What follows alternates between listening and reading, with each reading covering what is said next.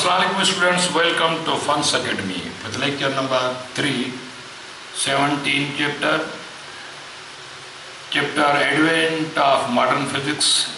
माना modern physics जो ज़हूर पज़ीर थियण, मॉडर्न फिजिक्स की आमद। बाबा टॉपिक है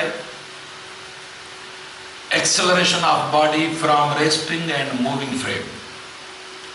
माना जेकॾहिं फ़र्ज़ु कयो असां ॾिसो प्रीवियस लेक्चर में छा कयो त हिकु बॉडीअ जो स्पेस यानी displacement along x axis check कई असां त साॻे टाइम में आफ्टर 10 सेकंड्स ही रफ यानी डिस्प्लेसमेंट जो वैल्यू अलॻि थो कढे पियो ऐं मूविंग ऑब्जर्वर साॻी बॉडी जी डिस्प्लेसमेंट साॻे टाइम में अलॻि थो मेयर करे। साॻे नमूने सां रफ़्तार बि रेस्टिंग फ्रेम मां रफ़्तार थी चेक कजे बॉडीअ जी, मूविंग फ्रेम मां साॻी बॉडी जी रफ़्तार थी चेक कजे।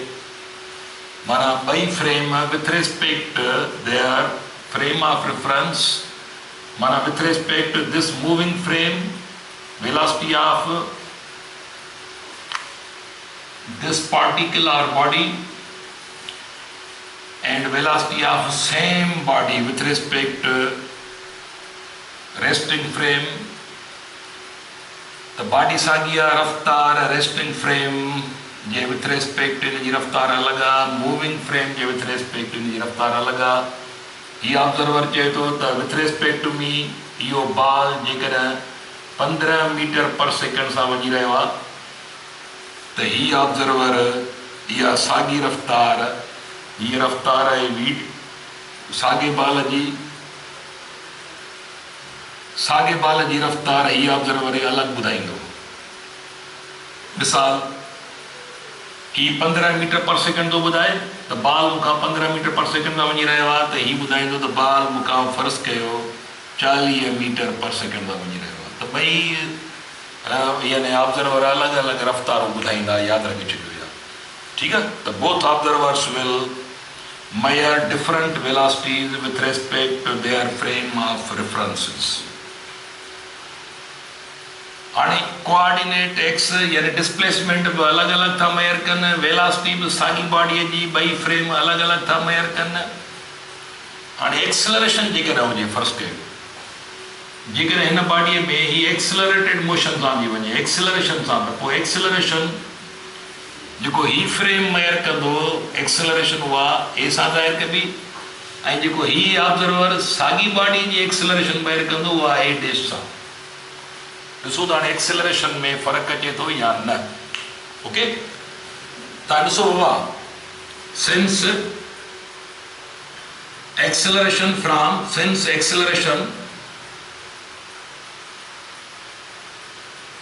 From resting frame is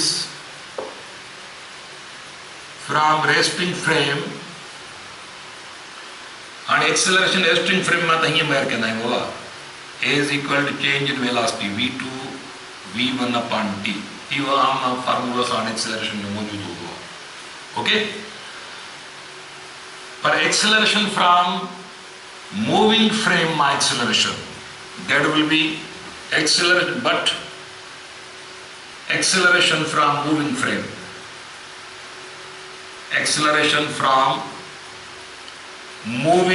will be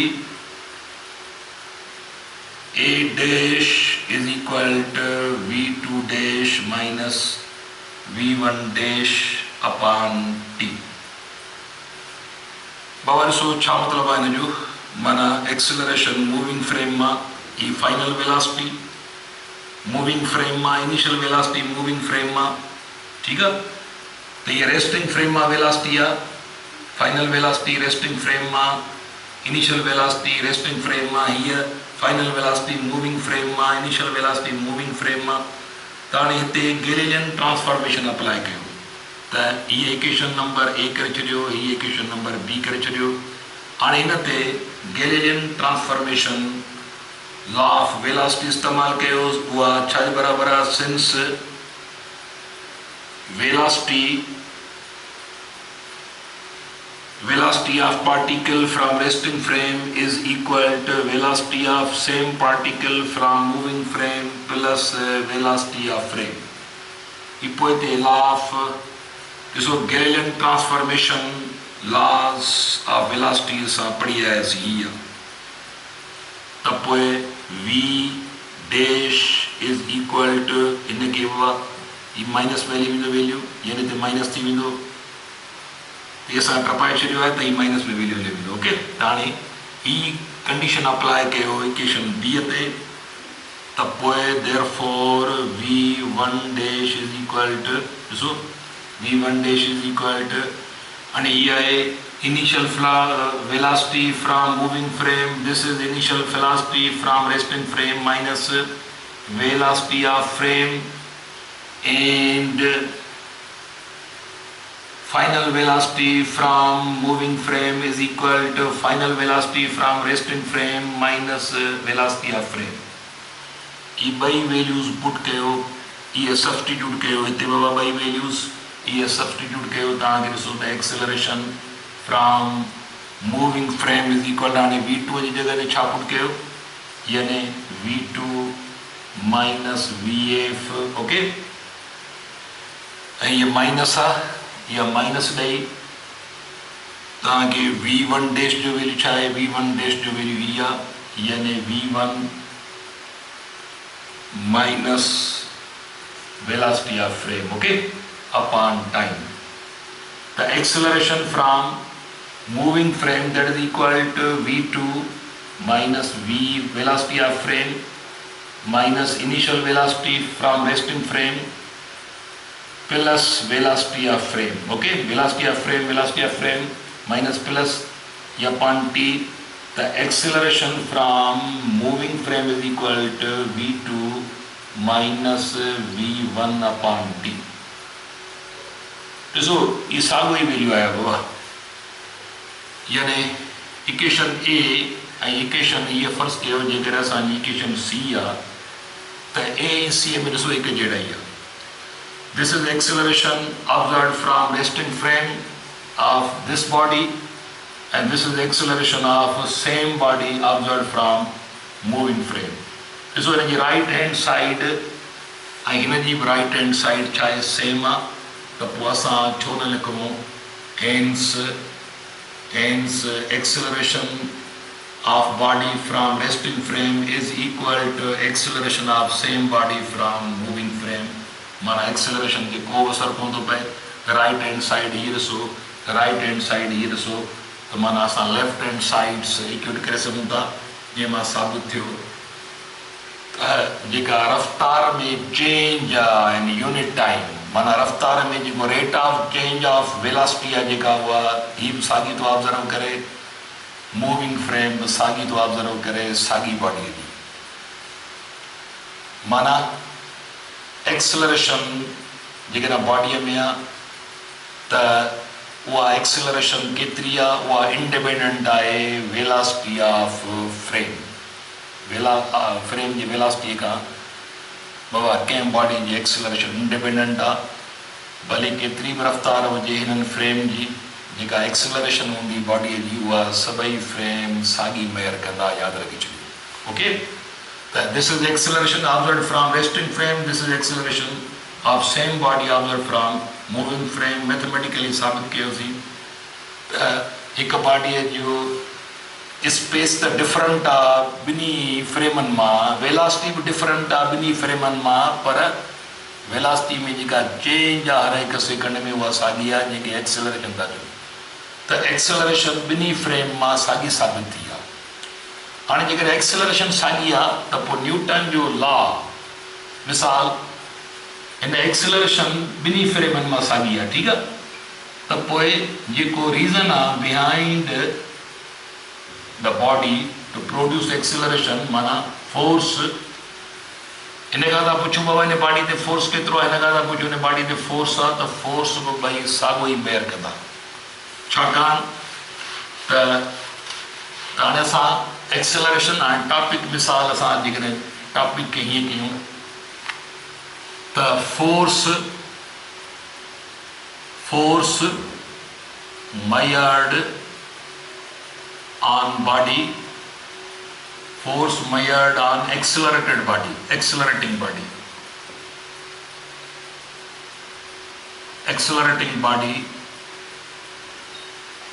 from resting and moving frames, okay, from resting and moving frames. बाबा जेकॾहिं फ्रेम रेस्ट में आहे हूंदा इनर्शियल फ्रेम रेस्ट में आहे या यूनिफॉर्म रफ़्तार सां तो फ्रेम हले, ॿिन्ही ऑब्ज़र्वर्स खे चऊं था बाबा मेजरमेंट करे ॿुधायो त हिन बॉडीअ ते फोर्स केतिरो आहे, अनबैलेंस फोर्स जेको एक्सेलरेशन पैदा करे रहियो आहे।